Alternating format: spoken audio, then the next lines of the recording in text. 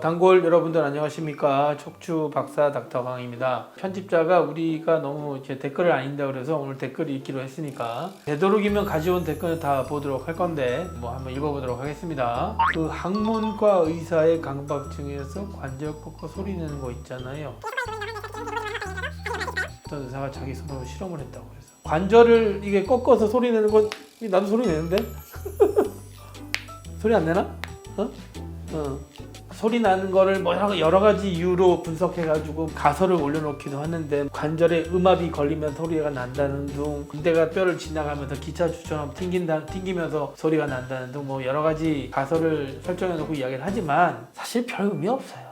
가장 의미가 있는 거는 이제 통증이 생기면서 소리가 나는 게 의미가 있죠. 우리는 과학적 근거에 의해서 결과를 도출하고 그걸 환자한테 설명하거든요. 어떤 의사가 자기 손으로 실험을 했다는데 의사들은 이야기할 때 케이스 리포트라고 합니다. 증례 5개 이하는 논문으로서 가치는 없어요. 하지만 그걸 모아서 발표를 하면 저런 집단이 있구나, 이런 환자군이 있네, 5 증례 정도는 이런 특이한 게 생기네 라고 케이스 리포트를 하면, 증례 보고를 하면 어떤 사람들이 이제 그걸 보고 이 사람도 이런 게 있었네, 나도 증례 보고를 할까 해서 모이면 이제 그게 의미가 있는 거고, 크게 보면 의미가 없는 게 그게 어떤 소리를 내는지가 정확하게 인과관계가 케이스 스터디 디자인이라고 그러는데, 이 디자인이 안 짜지면 그냥 소리 나는 것 때문에 굵어진 거지, 아니면 나이가 들어서 굵어진 건지, 몇 년 동안 그 손을 꺾은 건지, 그 사람이 기저질환이 있는지 없는지 이거 다 무시하고 그냥 그룹핑만 해놓은 거기 때문에 사실 별 의미는 없어요. 만약 A, B, C가 있다고 칩시다. 만약 A는 10살 때부터 계속 꺾었다고 칩시다. 그 사람을 30살 때 관절 크기를 측정하면 그게 부어있겠어요? 안 부어있을 거거든요. 근데 어떤 사람이 30살부터 그 관절 꺾기 시작했어요. 한 50쯤 되면 굵어질 수 있거든요. 근데 그게 굵어진 게 꺾어서 굵어진 건지 관절염 때문에 굵어진 건지 아무도 몰라요. 그러니까 그게 의미가 없는 거죠. 어떤 하나의 명제에 꽂혀가지고 그 사람한테 이게 맞아요? 물어보는데 맞다고 이야기를 하려면 어마어마한 데이터가 있어야 돼. 이 보조기가 나한테 도움이 돼요? 때라 도움이 돼요? 공신력 있는 의사의 기관에서 그거를 케이스 디자인을 해서 의미 있는 임상적 결과를 내기가 상당히 쉽지가 않습니다. 사회를 구성하는 기본적인 데이터가 많은 게 선진국이에요. 우리가 하면 미국 데이터를 따오고 하면 일본 데이터를 따오는 이유가 그 나라는 기본적 데이터가 많아요. 근데 우리나라는 기본적 데이터가 거의 없습니다. 왜냐하면 그 스터디를 하려면 어마어마한 돈이 필요하거든요. 우리나라보다는 일본이나 미국이 많이 합니다. 선생님, 영상을 보면서 눈으로 눈 비비기, 있기 없기, 외과 의사의 강박을 소개합니다. 나이가 들어서요, 눈이 건조해서 비비는 거고, 저를 몇 살로 보실지 모르겠지만 제가 50줄이 넘어가지고 이제 아픈 데도 많고, 아까 전에 들어오기 전에 다리 마사지 나 혼자 도수 치료하고 있었거든요. 아픈 데 많습니다. 제가 얼마 전부터 이게 핸드폰을 이렇게 보기 시작했거든요. 안 보여요. 그래서 얼마 전에 여행 갔을 때 돋보기를 샀습니다. 돋보기를 보면서 했거든요. 나이가 들어서 그런 게 이해해 주십시오. 온갖 리뷰를 다 보고 있는데 제일 재밌고 자세하게 설명해 주시네요. 앞으로 많은 영상 많이 만들어 주세요. 많이 하는 건 아니고요. 제가 아는 한도 내에서만 이야기하고 있고, 잡지식이 많은 편입니다. 잡지식. 책 읽는 걸 좋아해서 잡다하게 아는 게 좀 있는데 아주 얇고 넓게 아는 스타일이고 좀 깊게 모르기 때문에 그렇게 많이 하는 편도 아닙니다. 잘 봐주셔서 감사합니다. 솔직히 9시 정시 출근 주장하는 이유가 게을러서라고 생각해요. 아침에 일어나는 게 힘들고 5분만 하다가 결국 늦고 자주 지각해서 그런 거지, MZ고 뭐고 핑계 대도 어쨌든 저는 MZ고 뭐고 X세대고 잘 모르겠고, 인간의 본성은 안 바뀐다고 생각합니다.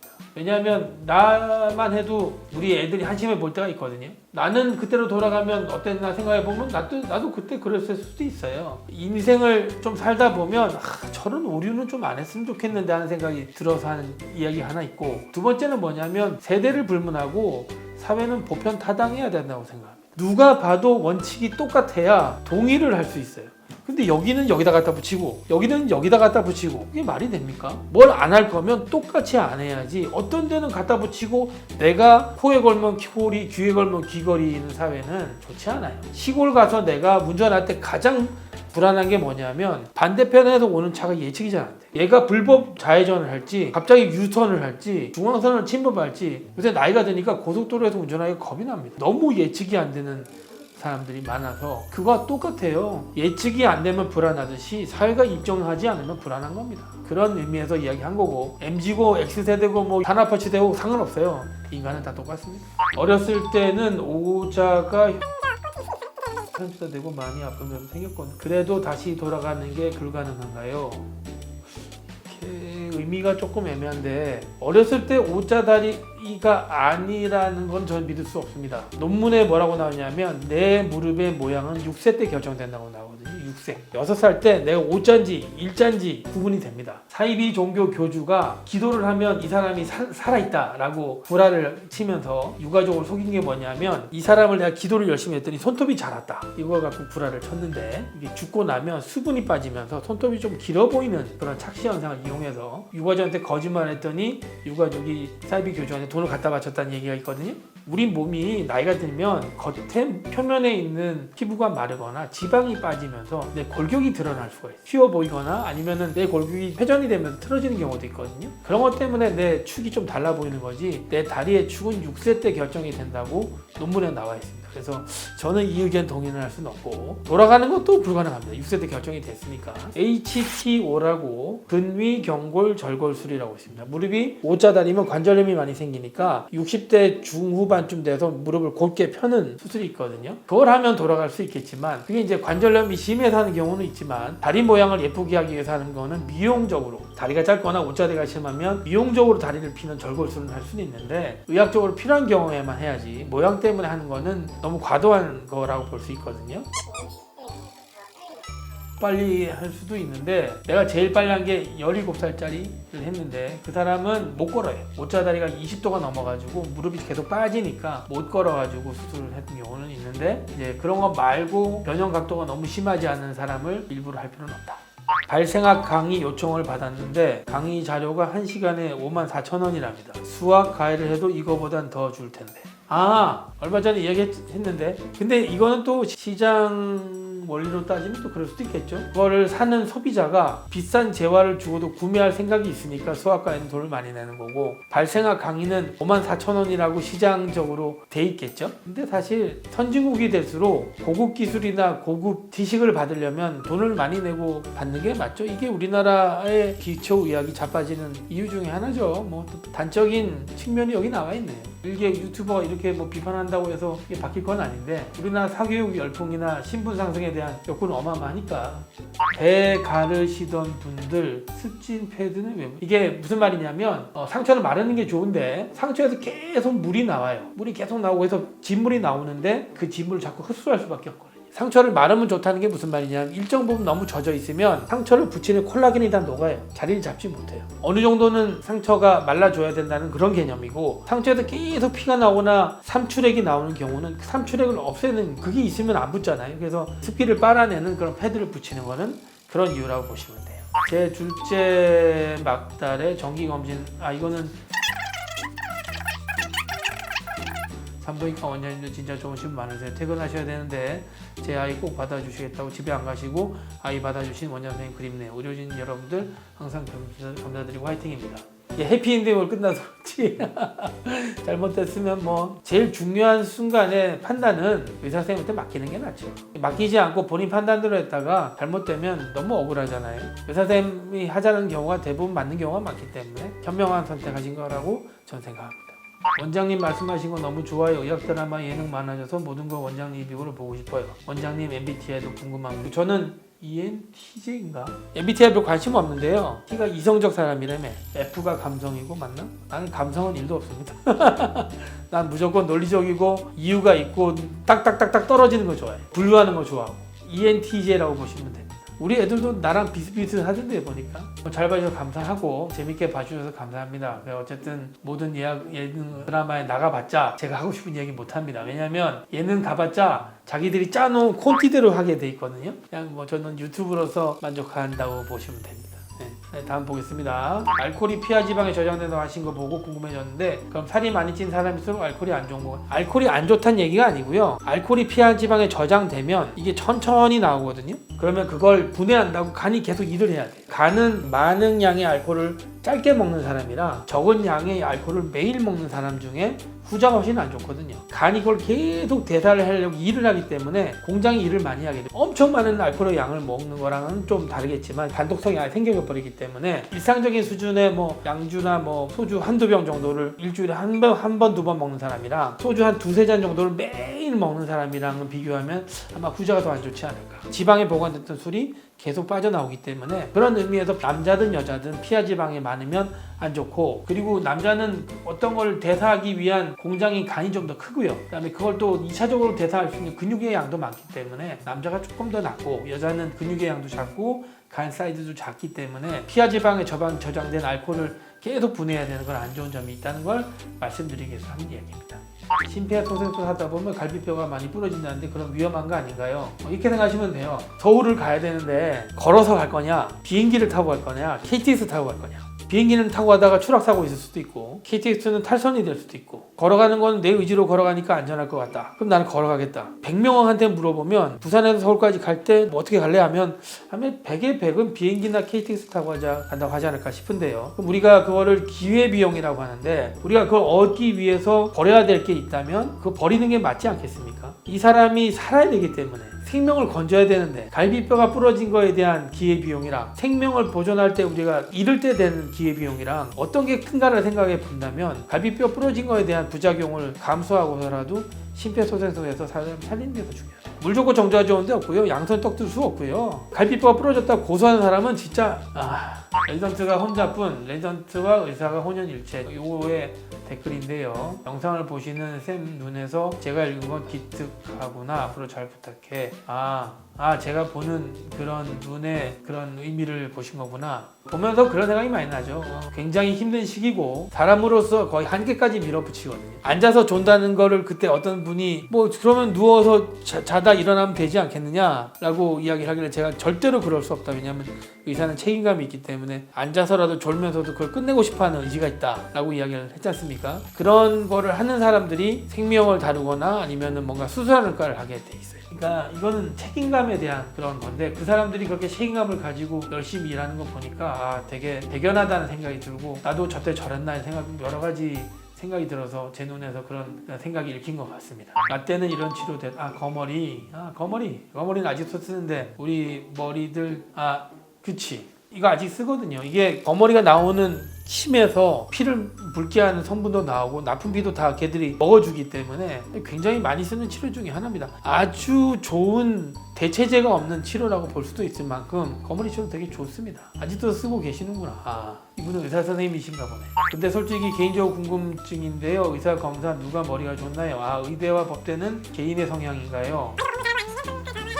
진심으로 궁금해서요. 법대와 의대는 약간 결이 다릅니다. 왜냐하면 의대는 과학자에 가깝고요. 같은 데이터를 보고 분석해서 추론해서 그거를 맞추는 건 비슷한데, 이제 법대는 판례를 가지고 판례에 근거해서 결론을 내리는 그런 사람들이고, 의사는 과학적 근거에 따라서 과학을 가지고 근거를 내리는 사람이라서, 그리고 의사는 약간 전향적 연구도 하거든요. 이런 데이터가 있었는데 내가 이런 데이터를 바탕으로 이런 계획을 세워서 앞으로 생명을 살리는 이런 연구를 해보겠다가 가능한 게 의학이고, 법은 그럴 수 없거든요. 나와 있는 데이터를 가지고 분석해서 처벌하고 그거를 어떻게 하는 데를 쓰이는 거지, 현상을 유지하고 관리하는 데 주로 많이 쓰는 그런 학문이라고 보시면 되고, 유지, 보수. 선생님 싸이랑 친척 관계신가요? 제가 이야기 한번 했는데요. 싸이가 그때 SBS 무슨 가요에 처음 나왔거든요. 새라는 곡을 들고. 근데 그때 제가 머리를 감기 싫어가지고 올백을 하고 다닐 때였어요. 이거보다 더 많이 붙여가지고 이렇게 넘기고 다닐 때였어요. 여기도 다 붙이고. 제가 이제 그날 토요일이었죠. 당직실에서 이제 모든 일을 끝내고 TV를 켰는데 나랑 비슷한 놈이 나와서 노래를 부르고 있는 거예요. 저놈 나랑 되게 많이 닮았다. 이렇게 생각을 한 사람이 그 사람이었어요. 지금도 닮았는지 잘 모르겠는데 이미지는 비슷하다고 생각합니다. 약간 배 나온 뚱뚱한 아저씨가 머리 넘기고 다니니까 그렇게 볼 수 있다고 생각합니다. 나 때는 이런 치료까지는 이 상처가 빨리 아물게 하는 방법. 입안의 상처는 이게 무슨 말이지? 이렇게 생각하시면 돼요. 여기가 찢어지면 꼬매고 항생제를 꽤 오래 먹거나 씁니다. 근데 얼굴이 찢어지면 항생제 거의 안 써요. 왜 그러냐면 여기는 혈류가 너무 많아요. 그래서 냅두면 다 잘라. 성형외과는 항생제 별로 안 씁니다. 뼈를 만지는 아주 딥하고 골치 아픈 양악 수술할 때만 항생제를 쓰지 일반적인 성형외과 수술하고 감염되는 경우는 거의 없어요. 입안의 상처도 마찬가지입니다. 굉장히 빨리 낫습니다. 입안 상처 말고 이런 손톱, 발톱 이런 말초 기관들은 혈액순환에 좋지 않아요. 좀 다르다 생각하시면 돼요. 당뇨가 심하면 발에 감각이 없다는 걸 들었는데 생각보다 심각한 거였군요. 쉽게 생각하시면은 당뇨는 몸에 설탕이 많은 거거든요. 우리가 고기를 설탕에 절이면 어떻게 되죠? 불고기 간장 넣고 설탕 넣고 조미료 넣고 어쩌고 저쩌고 해가지고 냅두면 어떻게 돼? 숙성되지. 고기가 느물느물해지지. 마찬가지죠. 우리 근육, 혈관, 신경 다 설탕에 쩔어요. 파괴가 됩니다. 그래서 신경이 파괴가 되니까 감각을 못 느껴요. 그리고 감각을 못 느끼면 우리가 여기 부딪히면 아야 하면 다음엔 여기 안 부딪히려고 그러죠. 세게 부딪힐 때 우리가 닿자마자 다리를 떼거나 뜨거운 물에 손을 댔다가 팔을 떼는 이유는 감각이기 때문이거든요. 근데 감각이 없으면 세게 부딪히잖아요. 이렇게 부딪히고 나서 감각이 없으니까 더 많이 다치게 돼요. 그 다음에 어디 더 많이 눌리게 돼요. 거기에 따라서 다쳤는데 글로 가서 회복을 시켜준 혈관이 다 이렇게 망가지니까 혈류도 잘 안 가고 발가락만 썩어도 발 전체를 자르는 경우가 있을 정도로 당뇨는 별로 예후가 안 좋아요. 이분 저기 맨날 졸고 있는 OS 1년차 홍석준 선생이 제 아들인데 저도 생각 많이 나네. 전 경희대 FME 패밀리 닥터 가정의학과 선생님이시거든요. 그래서 제가 여기다가 직접 댓글을 달았어요. 왜냐하면 이 되게 훌륭한 아드님을 두셨고 집에 오면 격려해 주시라 이렇게 말씀드렸는데 저는 사실 제 부친이 제가 의사 되는 걸 못 보고 돌아가셨어요. 의대 된 때 돌아가셨는데 저는 되게 부럽습니다. 이분은 집에 가면 아버지랑 그러니까 우리 형이 의사인데 우리 형이 아버지하고 이제 막 의학용어로 디스커션 하는 거 보고 되게 부러웠거든요. 이분은 이제 집에 가면 아버지랑 여러 가지 이야기를 할 거 아닙니까? 힘들었다 뭐 어떻다 하면 아버지가 또 코멘트도 해주고 우리 부친도 개업이 하셨으니까 대학에 계시다가 레이던트 하시다가 이제 개업이 하셨는데 그런 어려울 때 이제 어떠셨는지 그런 것도 여쭤보고 싶고 개업 때 이럴 때 어쩌셨는지 물어보고 싶은 것도 있는데 안 계시니까 저도 되게 아쉬울 때가 있거든요. 근데 이분은 그런 게 있잖아요. 되게 부러워요. 솔직히 이 홍석준 선생님은 집에 가시면 부친하고 좋은 이야기 나누시고 어려울 때마다 부친이 한마디 탁 해주는 말이 굉장히 도움이 되지 않을까 싶어서 부러워서 제가 댓글을 남겼거든요. 아버님도 격려 많이 해주시기 바랍니다. 82학번 선배님이시니까 저보다 굉장히 선배님이시죠. 지금까지 현역 계시는 거 보니까 건강하시고 앞으로도 좋은 진료 하시기 바랍니다. 후방 십자인대 파열에 대한 댓글인데요. 축구 슈팅 많이 했더니 돌아온 길에 슈팅하는 이런 게 후방 십자인대 파열인가요? 병원 가면 쪽팔린다고 생각하던 미련할 때는 지금은 조금만 불편해도 곧장 달려갑니다. 자, 여기서 제가 원칙을 하나 몇 개 말씀드릴게요. 질병은 자연 경과라는 게 있습니다. 몸이 스스로 회복하는 그런 기능인데 어떤 사람들이 무조건 병원 가지 마라. 어떤 사람은 아프면 무조건 해라. 둘 다 잘못된 이야기인데 질병의 자연 경과를 통해서 우리가 통증이 없어진다면 좋은 거예요. 일정 부분 안정하고 운동 하다가 다치시면 쉬는 게 낫습니다. 2, 3주를 쉬었는데 계속 어떤 동작에서 아프다. 그럼 문제 있는 거예요. 그리고 이분이 내리막길 걸을 때 불편하다는 건 불안정성이거든요. 불안정성이면 안에 연골이 찢어졌든 인대가 나갔든지 뭔가 이유가 있을 거예요. 그럼 그런 걸 가서 고쳐야지 나이 들어서 몇 년 뒤에 안 아픈 겁니다. 냅두면 낫겠지에 그럴 수도 있어요. 그 생각 좋은데 냅둬서 낫겠지의 자연 경과의 기준은 3주를 넘어가면 안 돼요. 3주 이상 쉬어도 아프다 그러면 바로 빨간불이 켜졌다 그러고 병원 가셔야 됩니다. 허리 무릎 수술하고도 골프를 칠 수 있을까요? 저는 경기도에 사는 40대 남입니다. 취미로 골프를 치는데 지금 후관절 통증 증후군으로 2개월째 통증이 시달립니다. 약이랑 도수치료 받고 관련된 스트레칭만 하는데 차도가 없네요. 주사치료가 답인가요? 타이거 우즈 아시죠? 타이거 우즈 얼마 전에 수술했거든요. 허리 수술. 그 사람이 수술하고 싶겠습니까? 몸으로 돈 버는 사람이. 그럼 수술하려면은 통증이 경기력을 악화시킬 정도로 문제가 있었으니까 수술했겠죠. 제일 중요한 건 통증이에요. 통증을 컨트롤이 안 되면 그건 문제가 있는 거예요. 정형외과 치료는 항상 순서가 있습니다. 교과서에 나오는 얘기입니다. 약, 물리치료, 주사, 시술, 수술 요 순서로 갑니다. 그러니까 약하고 물리치료, 도수치료 어쩌고저쩌고 했는데 안 낫는다. 그러면 방법이 뭐겠어요? 주사입니다. 전 댓글에도 말씀드렸는데 3, 4주가 넘어가면 그건 안 난다고 보시면 되거든요. 2개월째 통증이 시달린다. 우리가 이걸 놔둬서 얻을 게 맞냐? 신경이 오랫동안 눌리면 신경을 싸고 있는 막이 벗겨집니다. 그리고 우리 몸이 그걸 파괴해요. 우리가 전선이 있어요. 부산에서 서울로 전기를 보내는데 전선이 피복이 벗겨지면 누전이라는 게 생깁니다. 우리 몸은 도약전도라고 신경을 빨리 보내기 위해서 전도가 빨리 뛰거든요. 툭툭툭 뛰면서 순식간에 뇌에서 말초까지 신경 전달이 가요. 근데 너무 오랫동안 눌리면은 그 도약전도를 할 수 있게끔 싸고 있는 쉬스, 막이란 게 있고 수초란 게 벗겨집니다. 그럼 수초가 벗겨지는 순간 거기서 누전이 생겨요. 계속 아파요. 제가 또 다른 식으로 설명 어떻게 하냐면 시골에 화장실 가면은 냄새 나지. 좀 있으면 냄새가 안 나지. 그럼 똥 냄새가 없어진 거예요? 없어진 게 아니에요. 여러분들이 자꾸 참으면 낫는다고 생각하시는데 그게 오히려 병을 키우는 거예요. 그래서 안 나시면 주사치를 2-3번 해보시고 그래도 안 나면 시술하시고 그래도 안 나면 수술 가능성이 높으니까 주사 치료하기 전에는 MRI를 찍으셔야 돼요. MRI 찍어서 어디가 문제가 있는지 확인하시고 주사 치료하시는 게 맞다. 전라도 사투리 능력 고사. 이거 까비는 꼼수. 꼼수. 이건 너무 전문 용어라서 내가 알 수가 없지. 내가 살기는 뭐 3년밖에 안 살았는데 어떻게 알아요? 항상 유쾌하시고 참 이상합니다. 저는 그냥 일반 중간도 안 되는 그런 의사. 항상 유쾌하시고 참 이상하게 제가 말하기도 좀 그런 느껴지는 분입니다. 응원하시고 화이팅. 이렇게 봐주신 거 감사하고 저는 절대로 그렇게 고매한 의사가 아니고요. 저는 돈 버는 의사입니다. 저는 우리 직원들이 행복하게 살기 위해서 돈 벌고 지역사회에 그냥 열심히 하는 의사일 뿐이지 제가 그렇게 참 의사는 아니고요. 저보다 훌륭한 의사 많고요. 저보다 훨씬 더 고매하고 자기의 이익과 그런 걸 생각하지 않고 환자를 위해서 좀 더 열심히 하시는 분 많습니다. 이런 말을 듣기에 저는 부끄럽고 그렇게 좋은 의사가 아니거든요. 잘 봐주셔서 감사하고 환자들한테 보여지고 인정받고 하는 건 감사한 일인데 앞으로도 조금 더 훌륭한 의사가 되기 위해서 노력을 해보겠습니다. 슬슬 이제 크리스마스 분위기가 나서 제가 우리 병원의 모든 스피커에는 크리스마스 음악을 틀어놓으라고 얘기했거든요. 크리스마스 때까지 잘 지내시고 좋은 연말 연시 맞이하시면서 가족들과 친구들과 재밌는 시간 보내시기 바랍니다. 감사합니다.